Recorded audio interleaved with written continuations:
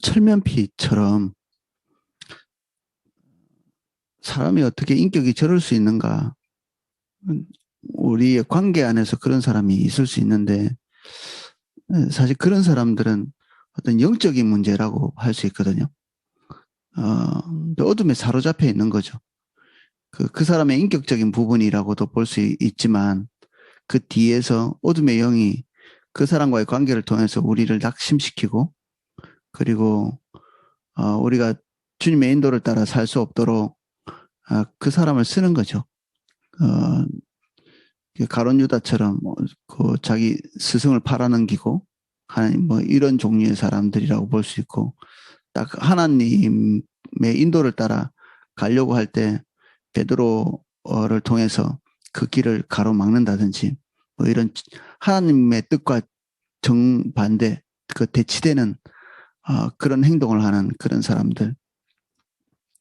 우리의 마음이 긍정적으로든 부정적으로든 우리에게 따뜻하게 다가오든 차갑게 다가오든 이런 것과는 별로 상관없이 우리가 주의 길을 갈 수 없도록 때로는 따뜻하게 때로는 차갑게 그리고 때로는 우리를 분노하게 때로는 미혹되게 이렇게 다가오는 그 뒤에 배후에는 다 영적인 어떤 어둠의 영향력이 있다고 볼 수 있거든요. 그래서 우리가 사람과 대항해서 싸우지 않고 그 뒤에 배후를 바라보고 전쟁하는 그래서 그 사람이 나중에 이것들이 극복되고 난 다음에도 우리와 감정적으로 대치되지 않도록 우리는 혈과 육의 싸움을 싸우는 것이 아니기 때문에 그 뒤에 있는 어둠의 세력과 전쟁하기 때문에 우리의 원수는 사람은 아니거든요. 그 뒤에 배후에 있는 어둠의 세력이 우리의 원수지. 주님 우리와 대치하고 있는 모든 사람들을 예수 그리스도의 이름으로 축복합니다. 우리가 그 배후의 어둠과 싸우고 그 사람과 싸우지 않도록 주님 도와주십시오. 그들이 가고 있는 모든 길을 주님 밝히 보여주십시오. 어둠 가운데 행하고 있지만 스스로 깨닫지 못하고 그리고 하나님 뜻과 대립하고 있지만 그들이 알지 못합니다. 알지 못하고 행하는 모든 죄들을 아버지 용서해 주시고 그들이 행하는 바를 알 수 있는 안목과 지혜를 예수 그리스도의 이름으로 축복합니다. 내 안에 영적인 안목을 더 부어주셔서 우리를 대적하는 사람들의 그 표면과 싸우지 않도록 도와주시고 그 배후에 있는 어둠과 싸우며 하나님께서 그 영혼 배후에 있는 모든 일들을 하나님의 뜻 안에 굴복하게 하기 위하여 우리가 더 지혜로 행할 수 있도록 주님 도와주십시오. 우리 관계 동심원 안에 영적인 산적한 과제를 가지고 있는 한 분 한 분을 예수님 이름으로 축복합니다. 단념하고 포기하지 않도록 도와주시고 우리가 거듭 동일한 방법에 매여서 하나님 그 일을 하지 않고 한순간 한순간 주님께 물으며 우리의 어떻게 행할 바를 주님의 지도를 받을 수 있도록 도와주십시오. 때때로는 한 발 물러서고 때로는 전진하며 주님의 인도를 구하고 우리의 발걸음을 세심하게 옮길 수 있도록 은혜를 주십시오. 우리가 노련한 사람이 될 수 있도록 도와주십시오. 우리가 어린아이 같이 싸우지 않게 은혜를 주옵소서. 우리 마음이 민첩하게 움직여서 하나님께서 기대하시는 바를 빨리 이해하고 주님의 기대를 충족할 수 있는 저희들 될 수 있도록 축복해 주십시오.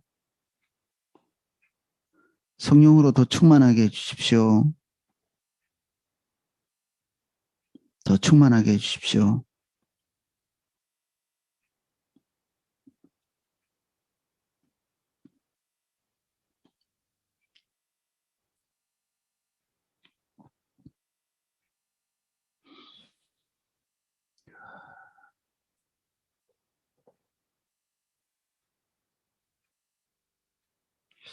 예수님 이름으로 기도하였습니다. 아멘.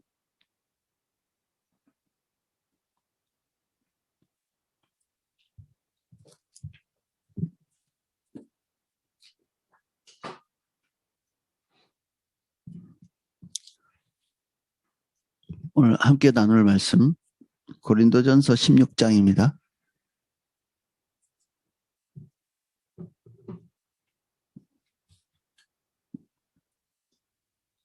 고린도전서 16장 말씀을 같이 나누겠습니다.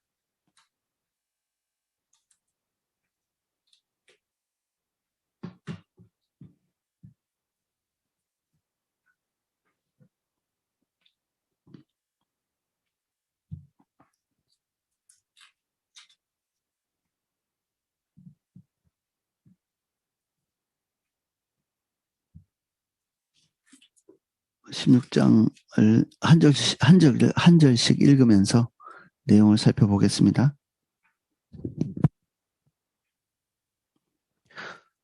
성도를 위하는 연보에 관하여는 내가 갈라디아 교회에게 명한 것 같이 너희도 그렇게 하라.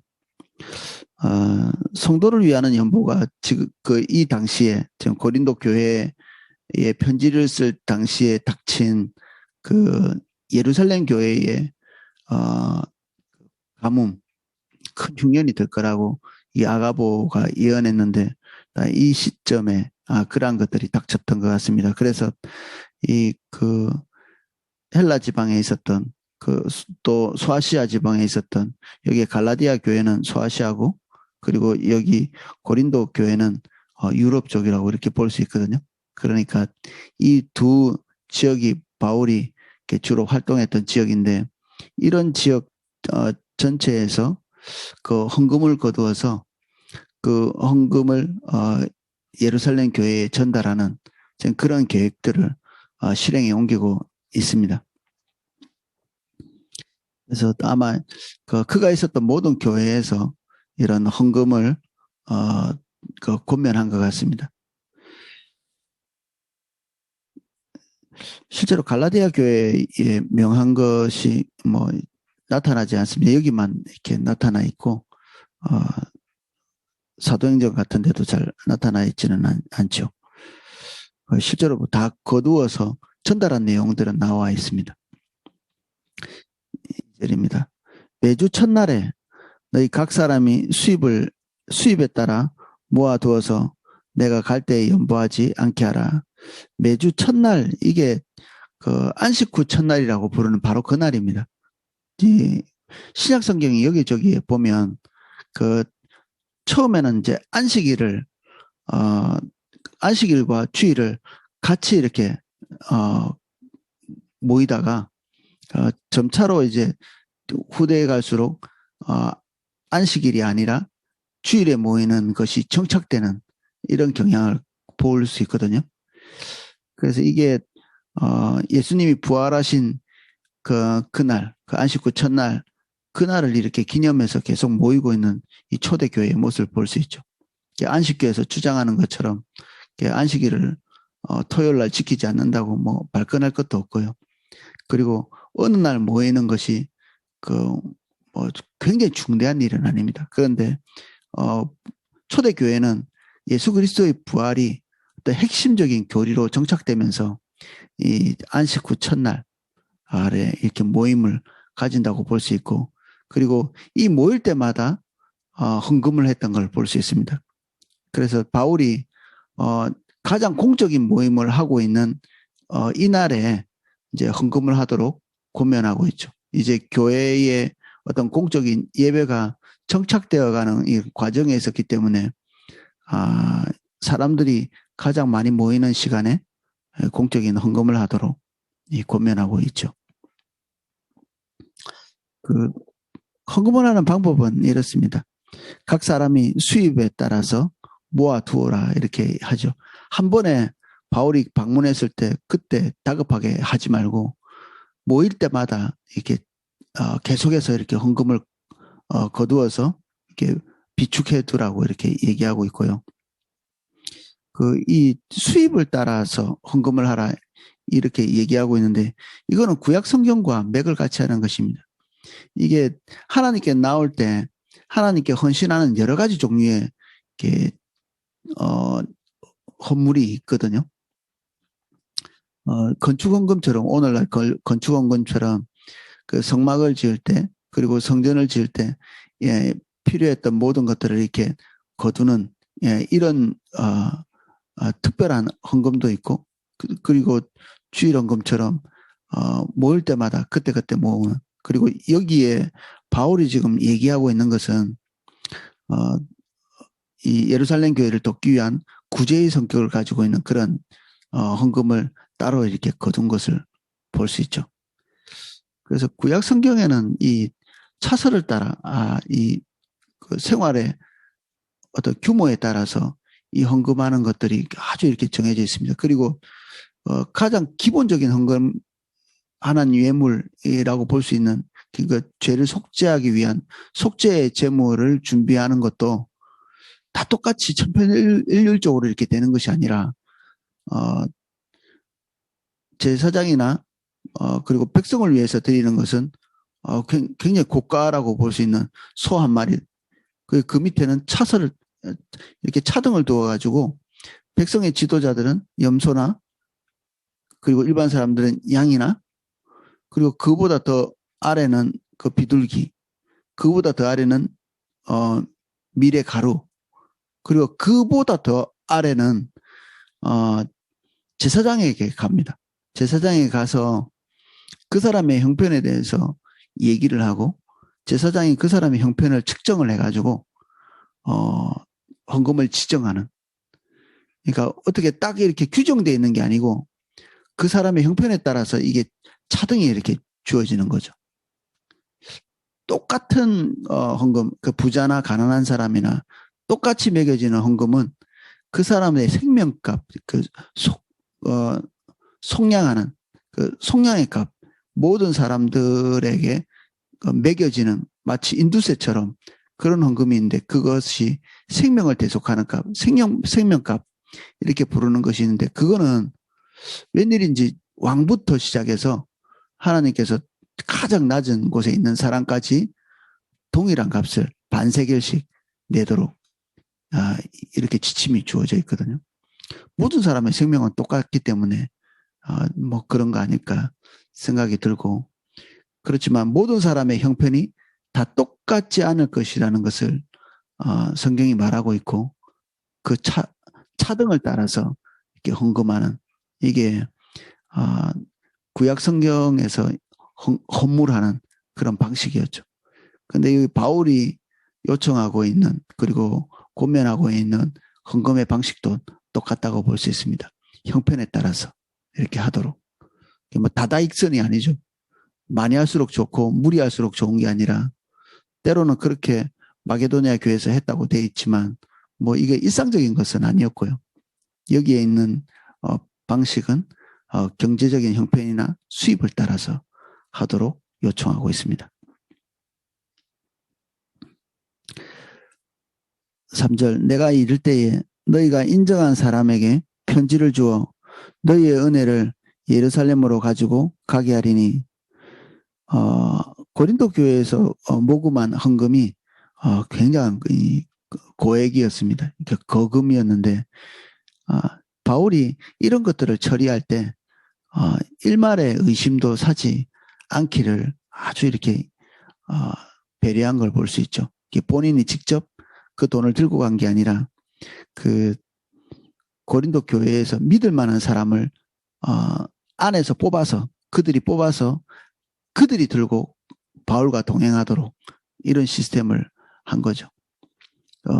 나 떳떳해라는 게 아니라 아예 구조적으로 의심할 수 없도록 이렇게 배려한 걸 볼 수 있습니다. 4절 만일 나도 가는 것이 합당하면 그들이 나와 함께 가리라. 결국 이렇게 됐죠. 그들끼리 보낼 수도 있었는데 바울이 갈 때 같이 동행합니다. 5절 내가 마게도니아를 지날 터이니 마게도니아를 지난 후에 너희에게 가서 혹 너희와 함께 머물며 겨울을 지낼 듯도 하니 이는 너희가 나를 내가 갈 곳으로 보내 주게 하려 함이라. 이 마게도니아를 지난다. 바로 직행해서 바울이 고린도 교회로 가지 않고요. 이 마게도니아를 지나서 교회를 하나하나 이렇게 거쳐서 돌아보면서 이게 고린도 교회까지 도착할 계획을 말해주고 있습니다. 그래서 거기서 겨울을 지낸다. 이전 성경에는 과동한다 이런 얘기를 단어로 이렇게 표현했었습니다. 그리고 내가 갈 곳으로 보내주게 하려 한다.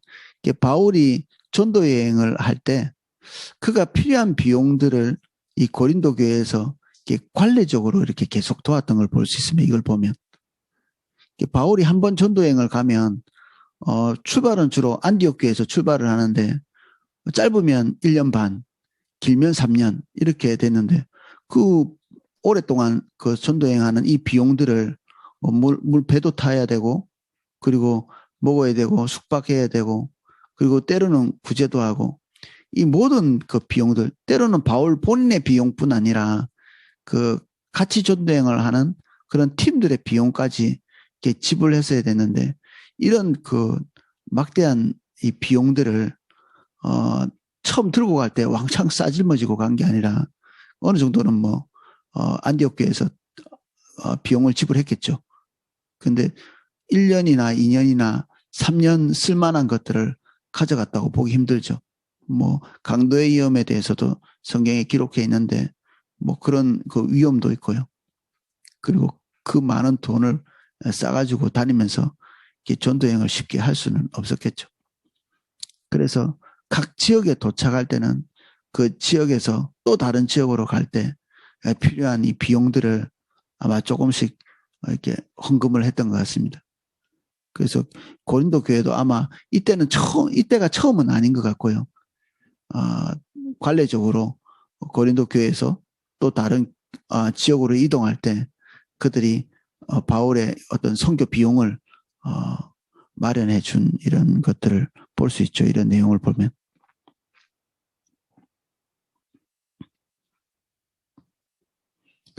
7절 이제는 지나는 길에 너희를 보기를 원치 아니하노니 이는 만일 주께서 허락하시면 얼마 동안 너희와 함께 머물기를 바람이라. 이 바울의 태도가 이런 부분에서 우리가 주목해 볼 필요가 있습니다. 출발할 때 우리가 주님과 함께 동행한다고 출발할 때는 우리가 주님의 인도를 따라서 갈 마음이 있지만 사역에 휩싸이다 보면 내 계획에 매몰되기 쉽죠. 근데 바울이 그런 부분에 아주 이렇게 예민하게 주의했던 것 같고요. 주께서 허락하시면이라는 말이 예수 그리스도의 종으로서 주님께 모든 사항들을 맡기고 하나님께서 허락하시는 그 부분들을 아주 민감하게 이렇게 반응하면서 이렇게 일했던 걸 볼 수 있습니다. 자기가 계획할 때는 일사천리로 A부터 Z까지 이렇게 차근차근히 자기의 계획을 세워서 움직일 수 있었겠지만 사실 그렇게 하지 않은 거죠. 한 단계 한 단계 성령께서 인도하시지 않으면 갈 수 없는 그 실제로 우리 아시아 지역으로 가려고 할 때 성령께서 가로막아서 그의 계획 자체가 무산되고 성령의 인도를 따라 전혀 예측하지 못했던 마게도니아 지역으로 갔던 것을 우리가 볼 수 있고요. 이 뒤에 뭐 에베소에 머물렀다 이렇게 돼 있는데 8절 9절 이게 반영해서 우리가 보면 에베소 교회에 오래 있으면서 그가 보고 있는 그 복음 전파의 가능성 이 에베소 교회에서 그런 것들을 만났다. 넓은 문이 열린 것을 만났다고 이렇게 됐는데 사실 이곳에서 그가 원하는 만큼 충분한 기간 동안 있지는 못했거든요. 왜냐하면 이 데메드리오라고 하는 우리 사도행전에서 본 바와 같이 은장색들이 폭동을 일으켜가지고 바울이 도저히 그곳에 있을 수 없을 만큼 그 박해를 가했죠. 그리고 예수 믿는 사람들이 이렇게 폭도들에 의해서 매를 맞는 이런 사건들도 벌어져 있고요. 그래서 그 에베소 교회 교인들을 보호하는 차원에서도 그렇고 바울 본인의 신변을 위해서도 그렇고 에베소 교회에 바울이 원하는 만큼 충분한 시간을 거기에 투자하지는 못했죠. 마음은 원이었지만 한 면에서는 기회가 열렸지만 한 면에서는 이런 어떤 폭동으로 인해서 그곳에서 이렇게 탈출해서 나오죠. 내가 오순절까지 에베소에 머물려 하면 원래 계획은 이랬습니다. 그렇지만 그렇게 할 수 없었죠. 내게 광대하고 유효한 문이 열렸으나 대적하는 자가 많음이라. 이 편지 쓰는 이 시점에도 대적하는 자들이 많이 있었던 것 같습니다. 아마 편지를 쓰고 난 다음에 아마 폭동이 일어났던 걸로 우리가 이해할 수 있겠죠. 10절 디모데가 이르거든 너희는 조심하여 그로 두려움이 없이 너희 가운데 있게 하라. 이는 그도 나와 같이 주의 일에 힘쓰는 자임이라. 바울과 같이 동역했던 사람들이 종종 편지에 거론이 되죠. 그런데 디도 같은 사람들이나 이런 종류의 사람들은 자기가 사역하는 영역이 따로 또 있었습니다. 바울을 돕기도 했지만 그레데 같은 섬에서 자기가 사역을 따로 하고 있었고요. 아볼로 같은 경우에도 바울과 함께 이렇게 움직였다기보다는 그 독자적인 사역들을 또 하고 있었죠. 아볼로도. 그래서 이 디모데 외에는 바울과 일상적으로 같이 다니면서 일을 했던 그런 사람들은 없었다고 볼 수 있습니다. 디모데는 따로 독자적인 사역이라기보다는 이 바울을 계속해서 돕는 그런 일들을 했었던 것 같습니다. 그런데 디모데가 나이가 좀 어렸던 것 같아요. 그래서 고린도 교회 교인들에게 그를 두렵게 하지 말라 이렇게 돼 있죠. 이것은 뭐 없는 염려를 넘겨 짚어서 얘기한 게 아니라 바울이 고린도 교회 교인들의 어떤 성향이나 패턴들을 잘 이해한 거죠. 바울에 대해서 좀 달갑게 여기고 그리고 순전한 마음으로 받아들이고 환영하는 그런 사람도 있었겠지만 그렇지 않은 사람도 분명히 있었던 것 같습니다. 바울에 대해서 이렇게 거부하고 그리고 불편하게 대하는 그런 종류의 사람도 있었던 거죠. 바울 본인이 그랬으면 디모데는 오죽하겠냐 그런 생각을 했던 것 같고요. 그리고 바울이 제일 걱정했던 것은 디모데의 어떤 다른 면보다는 나이가 어렸던 것, 그리고 나이 어린 사역자가 갔을 때 성도들이 그를 업신여기거나 이렇게 무시하는 그가 하는 권면에 대해서 탁 내친다든지 이럴 가능성이 뭐 다분히 있었던 거죠. 그러니까 바울이 이런 부분들에 대해서 특별히 미연에 말하고 있습니다. 바울 디모데가 가기 전에 이게 디모데는 이미 이제 이 편지를 보내기 전에 미리 보내놓은 거죠. 그런데 디모데는 고린도 교회로 직행하지 않고요. 마게도냐를 이렇게 돌아서 바울이 시켰던 그 일을 다 수행하면서 고린도 교회로 향하고 있었던 거죠. 그래서 시간이 좀 오래 걸리는 거죠. 이렇게. 근데 이 편지는 지금 급하니까 사람을 통해서 바로 이게 직행으로 가니까 디모데보다 편지가 더 빨리 이렇게 가는 것입니다. 그래서 디모데가 도착하기 전에 따로 편지를 통해서 고린도 교회 교인들을 권면하고 있습니다. 그러므로 누구든지 그를 멸시하지 말고 평안히 보내어 내게 오게 하라. 나는 그가 형제들과 함께 오기를 기다리노라. 형제 아볼로에 대하여는 그에게 형제들과 함께 너희에게 가라고 많이 권하였을 때 지금은 갈 뜻이 전혀 없으나 기회가 있으면 가리라. 아볼로와의 관계가 이 디모데처럼 지시하면 째깍 있게 듣는 이런 약간의 어떤 주종의 관계랄까? 상하관계 이런 관계가 아니었던 것 같죠. 디모데는 바울이 원하는 것들을 세세히 이렇게 시켜가지고 어떤 심부름을 보낼 수 있는 이런 관계였는데 아볼로는 그렇지 않았던 것 같습니다. 그 많이 권하였다는 말은 정중히 권했다는 얘기고요. 그렇지만 그가 바울이 말했는데도 사양하고 딱 이렇게 거절할 수 있는 어떤 같은 레벨에 선 그런 사람이었죠. 왜 안 갔는지는 뭐 정확하게 모릅니다. 뭐 여러 가지 이유를 생각해 볼 수 있겠죠. 이 분열의 문제가 그 아볼로를 통해서도 일정량의 이렇게 영향이 있었죠. 우리 바울파, 아볼로파, 게바파 이렇게 나누어서 분쟁했기 때문에 불편해서 못 갔을 수도 있고요. 바울을 배척한 팀들이 있었는데 뭐 아볼로를 배척한 팀이 없었겠습니까?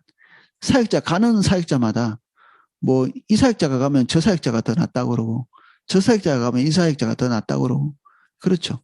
항상 사람들은 구간이 명간이고 지금 있는 사람보다는 예전의 사람이 더 나았다는 이런 식의 생각을 하기도 하잖아요. 그러니까 불평이 있는 거죠 항상. 그런 이유인지 뭐 모릅니다.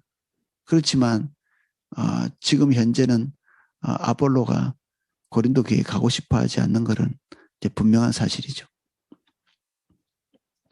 13절 깨어 믿음에 굳게 서서 남자답게 강건하라. 이 강인한 믿음 이것을 남자에 비유해서 고린도 교회가 강인한 믿음을 가지고 서 있기를 기대하고 있습니다. 너희 모든 일을 사랑으로 행하라. 앞에서 설명하고 있는 모든 종류의 일이 고린도전서 13장에 나오는 이런 지침에 따라서 행하기를 기대하고 있습니다. 형제들아 스데바나의 집은 곧 아가의 첫 열매요 또 성도 섬기기로 작정한 줄을 너희가 아는지라. 내가 너희를 권하노니 이같이 사람들과 함께 일하여 수고하는 모든 사람에게 순종하라. 아마 그 고린도 교회 사람들이 모이는 그 모임의 집을 제공했든지 아니면 성도들 한 사람 한 사람을 이렇게 목회를 했든지 그런 종류의 섬김을 베풀고 있었던 사람이 스데바나였던 것 같습니다.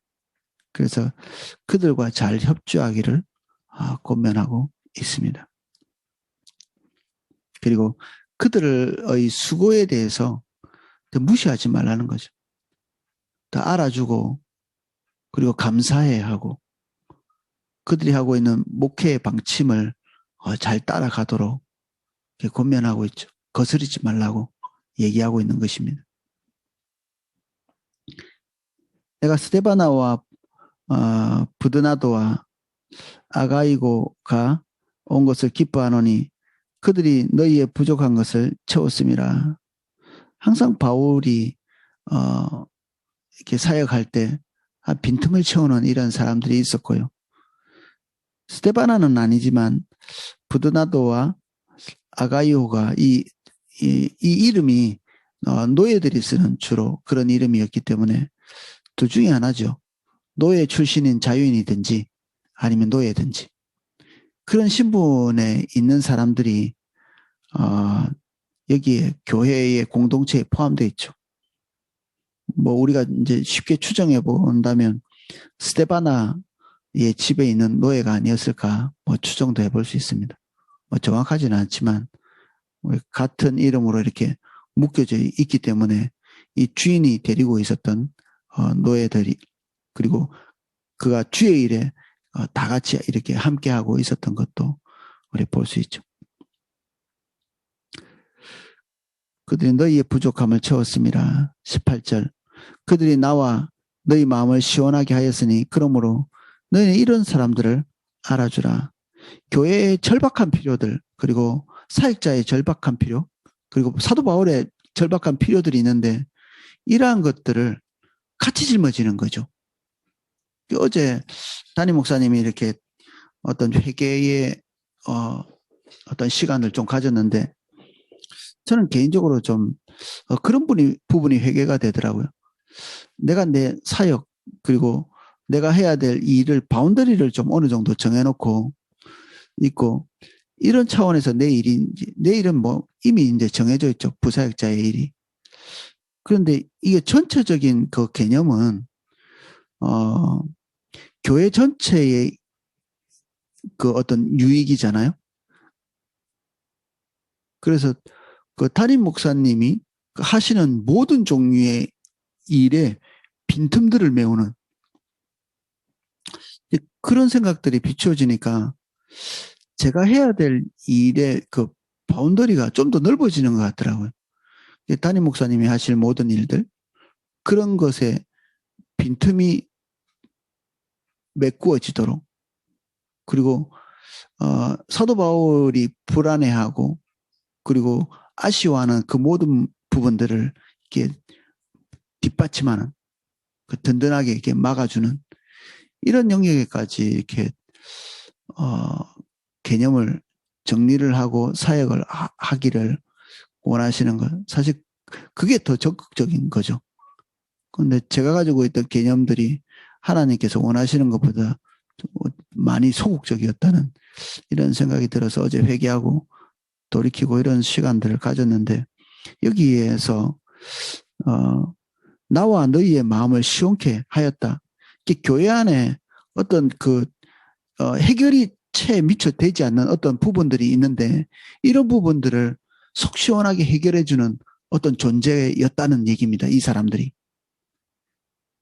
이 사람들이 그런 일을 하는 것에 대해서 때로는 본받기도 하고 그리고 그들의 공로와 수고에 대해서 알아주고 격려하고 감사를 표하고 이렇게 하는 게 인본주의가 아니라는 거죠.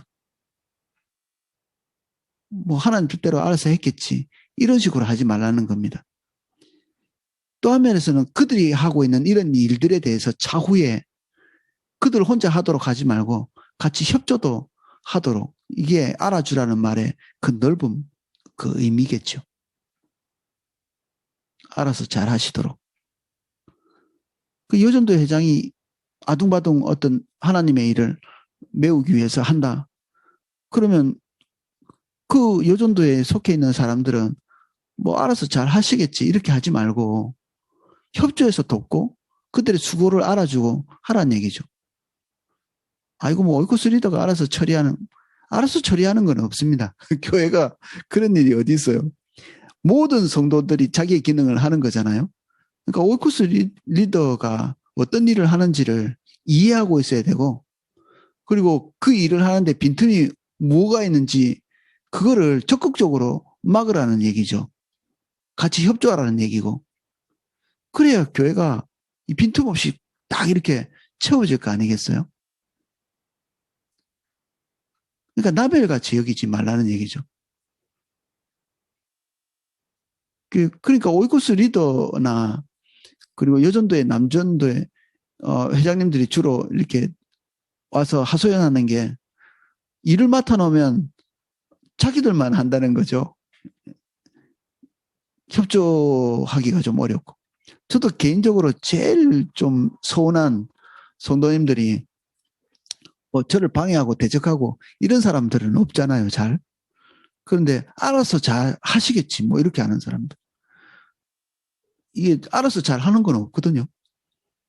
이게 하나님의 일이 사람이 자기 능력으로 막을 수 있는 그런 영역이 없습니다. 같이 기도하고 협력하면서 그 과제들을 같이 짊어지고 나가는 거죠. 그래서 협력이 필요한 겁니다, 항상. 우리 주변에서 교회 일, 주의 일을 하고 있는 사람들이 있으면 뭐 하는지 좀 쳐다보십시오. 같은 오이코스에 이게 YMC 뭐 한다고 이러면 뭐 지 알아서 잘 하겠지 이렇게 그렇게 하지 말고 뭐 힘든 거 없는지 좀 물어보고 좀 같이 가줄까 이렇게 하기도 하고 또 기도 제목 내고 이러면 같이 기도도 같이 해주고 그래서 좀 관심을 가지고 같이 좀 따라가 주기도 하고 이러면 얼마나 힘이 되겠어요? 그 대학 섬기는 그게 만만치 않거든요. 그 뭐 돈 받고 하는 일도 아닌데 그 애쓰고 힘들게 하는 그분들 같이 좀 협력하면 힘이 되겠죠, 크게.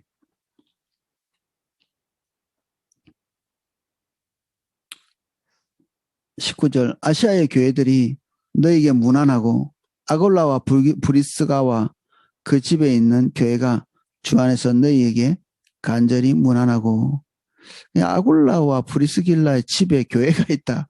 이게 초대 교회에서 그래도 약간의 규모가 있었던 사람들, 그러니까 경제적으로 큰 집을 소유할 수 있는 그런 사람들, 아골라와 브리스길라가 제법 이렇게 사업 규모가 컸던 것 같거든요. 로마에서 뭐 어떤 그 상업 행위를 했을 정도의 규모 같으면 아마 적은 규모는 아니었을 겁니다. 물론 이 고린도 교회에 쫓겨와가지고 바울을 만났지만 뭐 다 그것들 유지할 수 있는 능력은 있는 거죠. 근데 여기에 와서도 그가 교회로 쓸 수 있을 만큼의 사이즈의 그런 집이 있었던 거죠. 뭐 오늘날은 우리가 헌금해서 교회를 건축하고 그게 모이지만 초대 교회 때는 이런 형태의 교회들이 많이 있었습니다.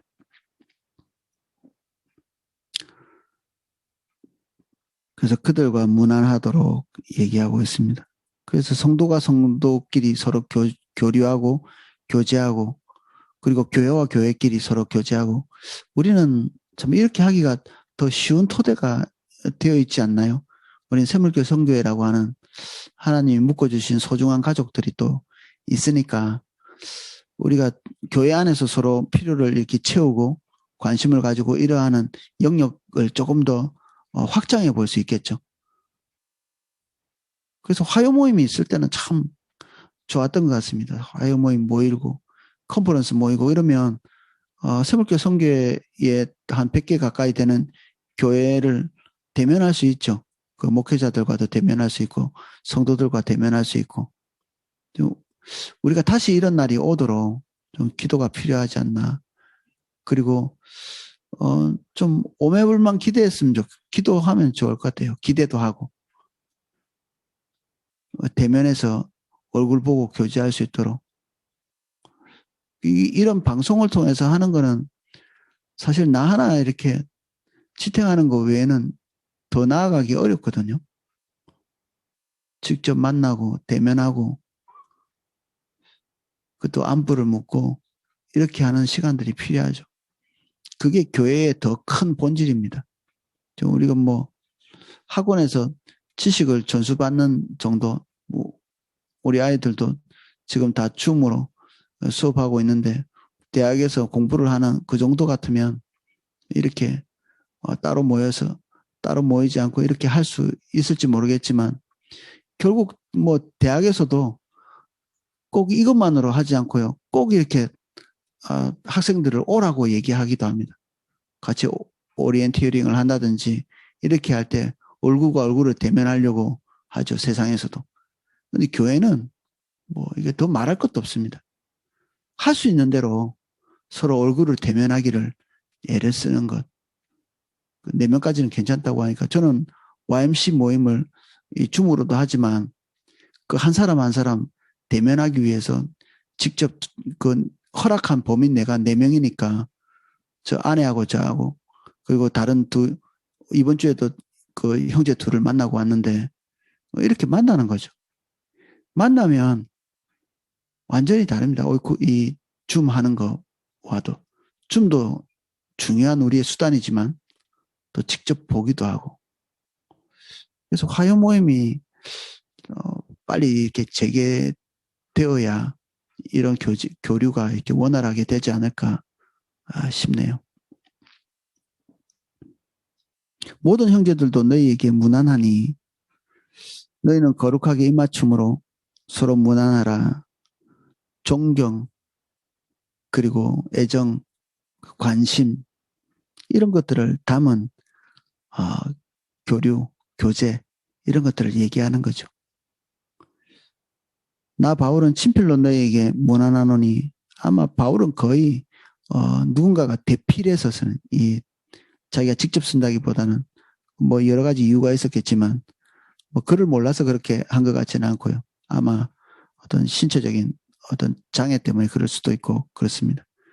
근데 꼭 자기가 자기 편지임을 확인하도록 하는 이런 그 친필 사인 같은 것, 마지막 문안인사는 자기가 직접 이렇게 쓰는 습관들이 있었습니다. 이게 뭐 로마 사람들이 가지고 있는 습관이기도 했고 그렇습니다. 만일 누구든지 주를 사랑하지 아니하면 저주를 받을지어다. 우리 주여 오시옵소서. 주를 사랑하지 않으면 저주를 받아라. 이게 욕을 하는 게 아니라 주를 사랑하는 기본 토양이 기본이죠. 이거 뗄 수 없는 성도의 어떤 그 요소라고 볼 수 있습니다. 이 편지 전체가 주를 사랑하지 않는 사람에게는 쓰레기겠죠. 사도 바울이 성령의 감동을 통해서 온 마음을 다해서 권면한 이 고린도전서 전체 이 내용이 편지로 보내졌을 때 그들에게 뭐 기른 것이 되어야 되지 않겠어요? 그렇게 되려면 그들도 하나님을 사랑해야 되는 거죠. 하나님 사랑하지 않으면 백약이 무효합니다. 아무 소용이 없죠.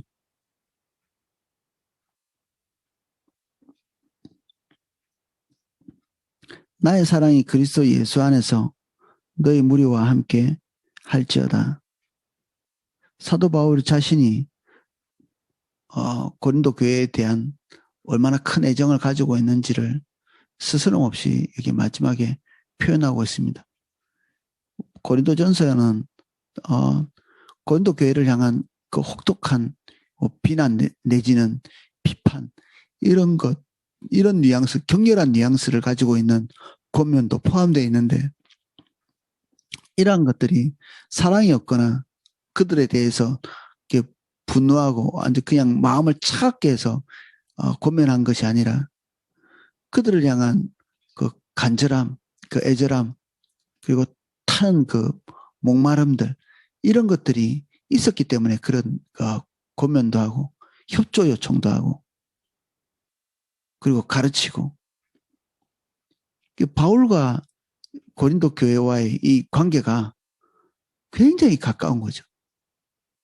뗄 수 없는 관계. 사랑의 관계. 여러분들과 교회와의 관계는 어떻습니까? 아주 이게 근접한 거리에 있나요? 그 간절함을 담은 그런 관계인가요?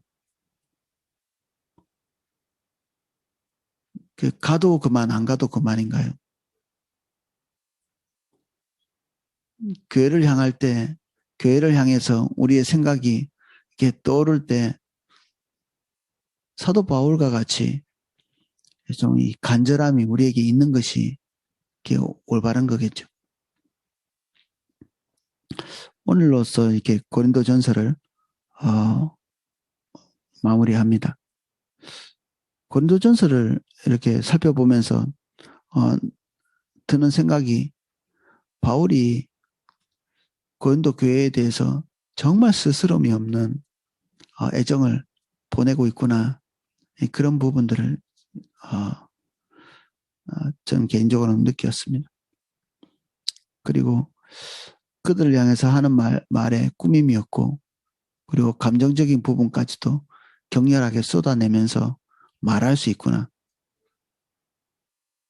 그리고 바울 본인의 어떤 빈틈, 허점이 드러나는 듯한 이런 말까지도 하잖아요.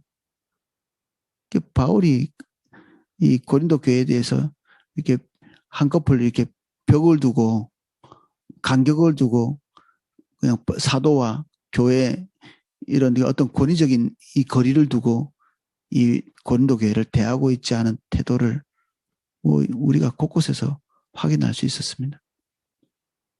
우리의 그 마음이 교회에 대해서 그렇게 항상 안타깝고 그리고 절박하고 그리고 긴밀한 그런 관계가 되기를 예수 그리스도의 이름으로 축복합니다. 기도하겠습니다.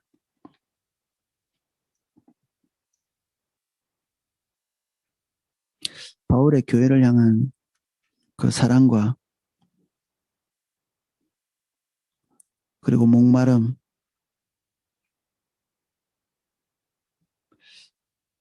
그리고 애잔한 그 관심들 아니 그것이 우리 안에도 있기를 원합니다. 우리 개인과 교회가 간격이 있지 않도록 주님 도와주십시오.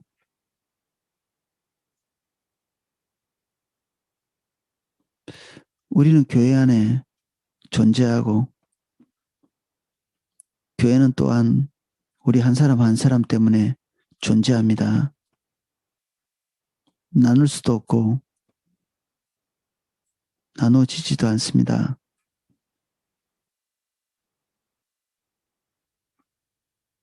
세상에서 경건하게 살고자 하는 자는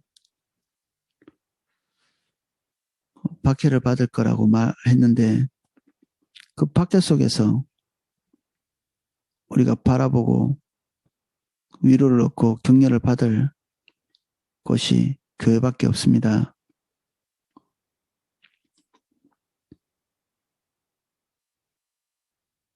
교회의 의미를 새롭게 해주십시오. 우리 안에 바울이 가지고 있는 교회에 대한 그 깊은 애정과 애착을 회복할 수 있도록 도와주십시오.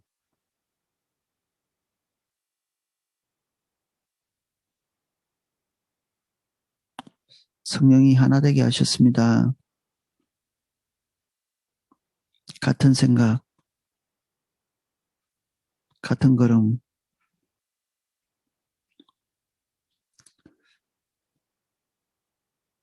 같은 마음을 가질 수 있도록